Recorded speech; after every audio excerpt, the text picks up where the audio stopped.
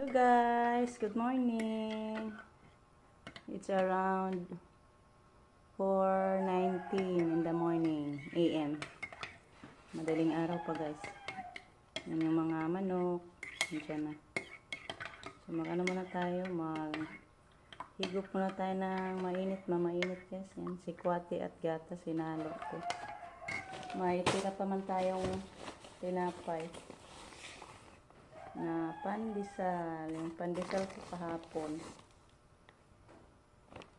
Okay guys. Pray muna tayo bago tayo mag-pray ng rosary guys. Okay. How ang auntie yan. Maaga kaming naghapunan kagabi. Thank you po sa guys. Mga pinsan ko na binisita nila ako guys. Yan. Mag-story muna tayo. Yan kasi guys. Bata pa siya, nakayaya ko niyan 1 year. Kaya talagang di niya ako malilimutan. Nasyalan niya ako guys. Then sa ngayon may siya. May lupa na binayaran andun sa Lumangog, malapit sa Alturas.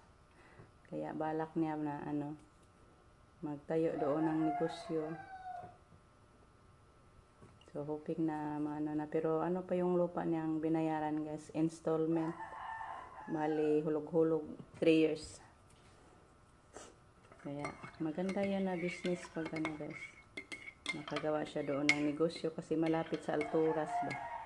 Balak niya na mga boarding house ang niya ipatayo doon.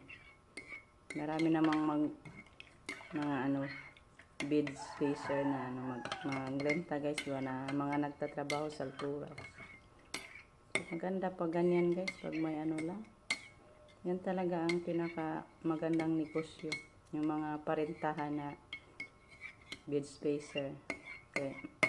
Naghintay ka na lang sa buwan, may may income.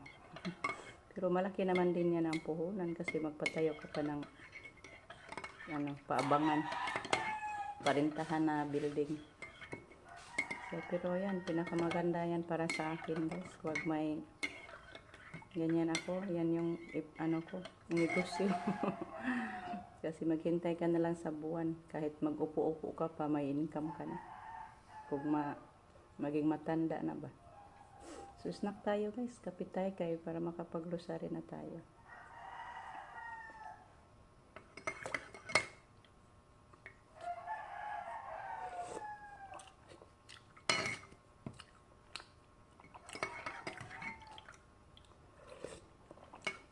Yung isang pinsan ko din guys, naghanap sila ng working students. Gusto sana ni Justin.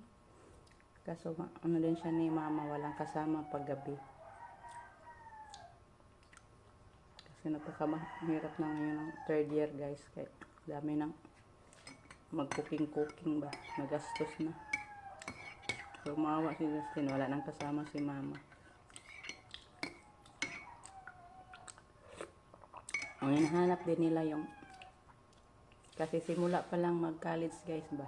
Nag-first year pa lang para matagal daw mawala sa kanila. Just it kay mag-3rd year naman, 2 taon na lang. Gusto nila din yung mag-first year pa.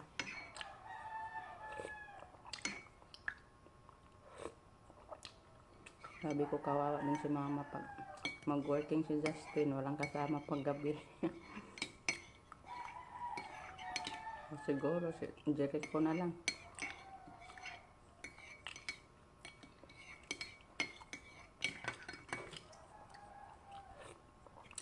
Pag-usapan pa namin guys, mag-usap pa kami balik.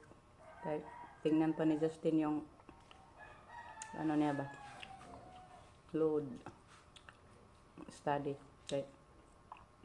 Baka ma-change pa yung oras na mga subject niya. Pag-isipan pa yan daw, sabi ni Justin. Sabi nga ni Justin, sana pag first year pa yan.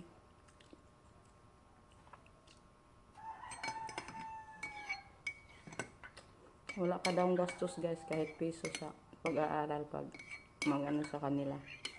Mag-boarding. Ay, mag-boarding. Mag, mag, ang tawag niya, mag-working. Working students ba?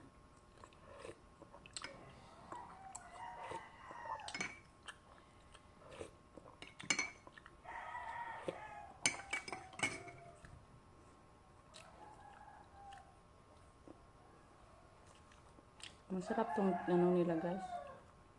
Pandesal ba? May ano, cheese. Cheesy pandesal. Hindi lang araw-araw sila mag, ano dito, magbenta ba? Maglako. Minsan, dalawang araw, tatlong araw bago magbalik dito.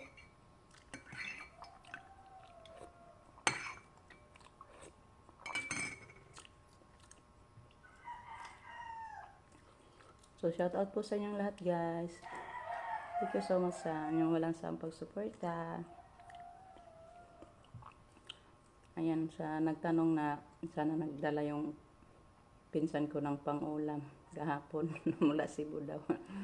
Hindi na lang siya nagdala ma'am kasi alam niya na marami tayong manok, then marami daw akong gulay. Yun yung paborito niya. Miss na daw niya yung Bisayang manok at saka gulay. Kasi doon ano lang yung mga ulam-ulam nila guys. Minsan ano na, ready to cook na ba? Ready to eat na. Minsan. Kaya busy sila sa negosyo. Minsan wala nang magluto. Kaya bili na lang sila ng ready to eat na mga food.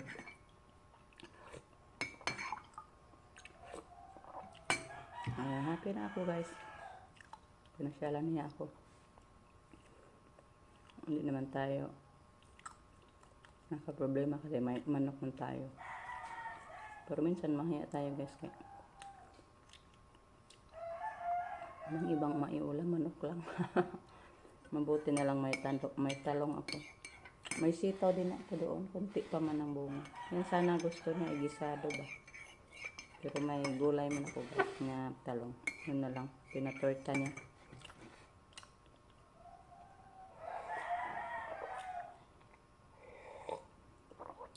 So hanggang dito na lang muna guys yung ating video. Kasi ako mag-grocery.